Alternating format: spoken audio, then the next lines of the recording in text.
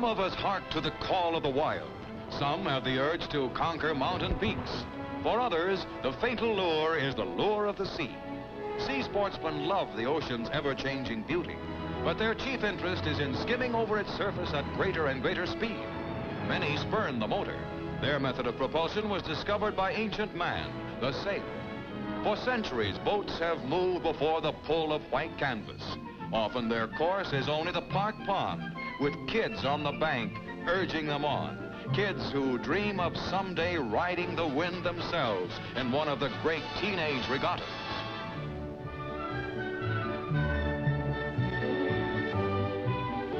For lots of grown-ups, the dream is of an ocean racer, one that can hold its own in the fastest of wind-blown companies, and hold its own as well against the quick squalls and heavy seas that are part of the thrill of going a speed on the deep.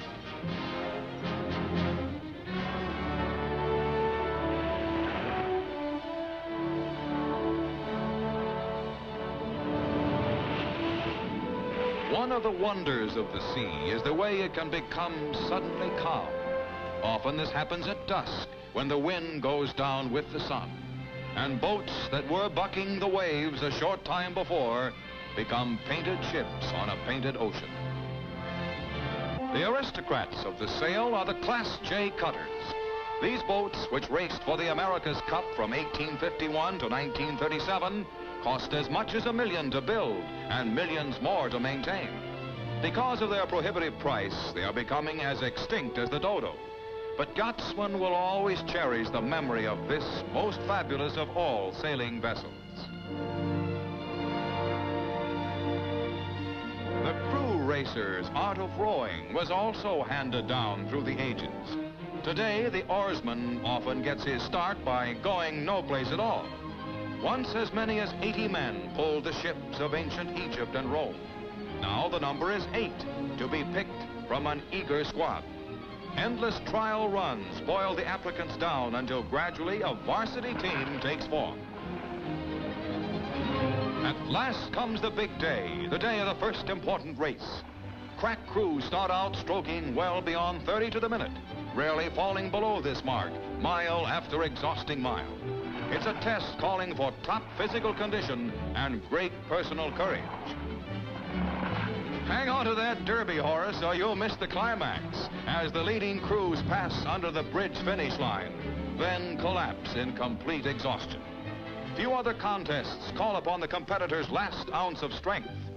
Yes, rowing is a grueling sport, but it's duck soup to these 20 perky grandmas of Oakland, California, whose cumulative ages total better than 1,000 years.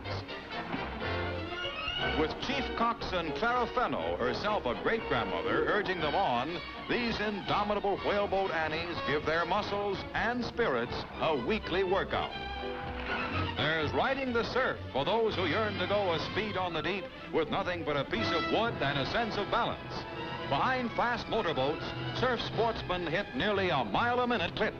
It's prudent to stay on your feet, for at that speed, hitting the water is not like landing in a feather bed. Ride 'em, cowboy!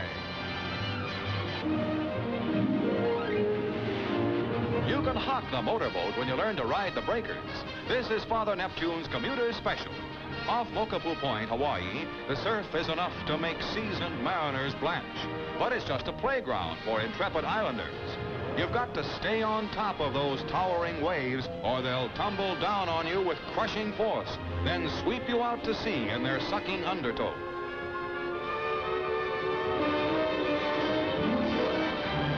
The world's biggest waves thunder onto the beaches of Australia, where the world's hardiest lifeguards row out to meet them head-on.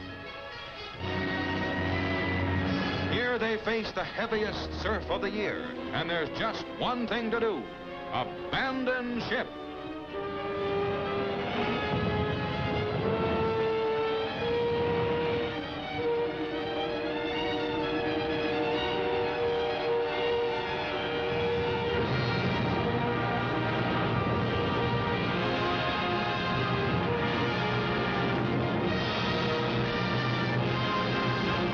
Boatsmen, rapids are a thing to be avoided like a hole in the bow.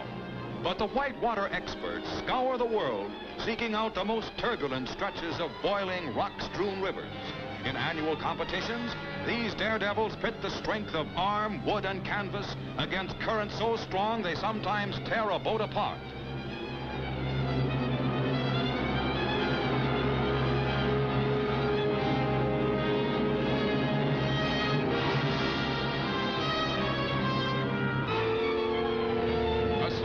Speeds this boatsman into rapids waiting to gobble him up. It's like being shot out of a cannon into a whirlpool.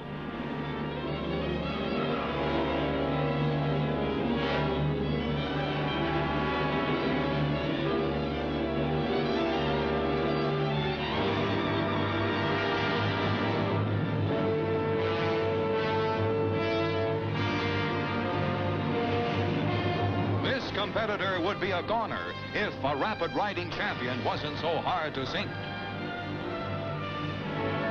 The fastest things afloat are the motorboats. They've come a long way since 1903, when the winner of the first big race averaged 18 miles an hour. Today, there are nearly 2 million motorboats in America, some of them capable of slashing through the water at speeds up to 80 miles an hour. When they're in a race, jockeying for position to a steady roar that can be heard for miles, it's hang on to your hat. Anything can happen.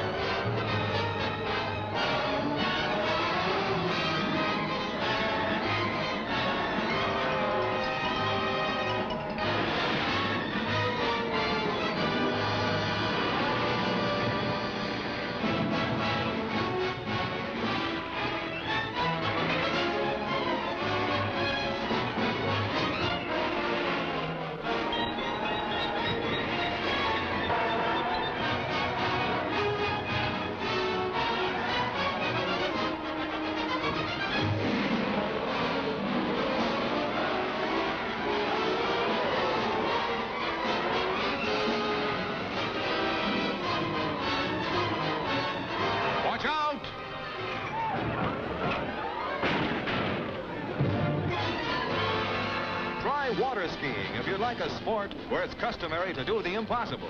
Performing on these overgrown matchsticks is midway between ballet dancing and riding a bucking bronco. Coming up is the water ski version of the double cross.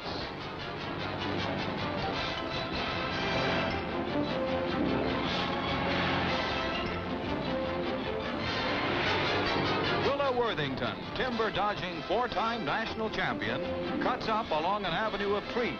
And the avenue of trees almost cuts up Willa Worthington.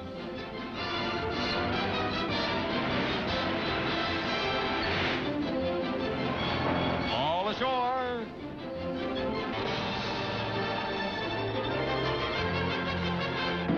When Dick Pope Jr. goes skiing, it's look, Ma, no skis. How does it feel to walk barefoot on water? Confidentially, it tickles. Water ski jumping provides fun on the fly. Some set records, but these gentlemen just set down hard.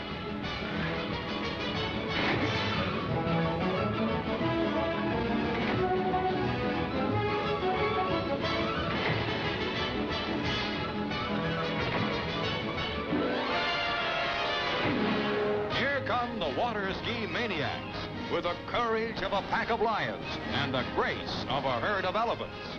Now we've seen everything. A speed on the deep.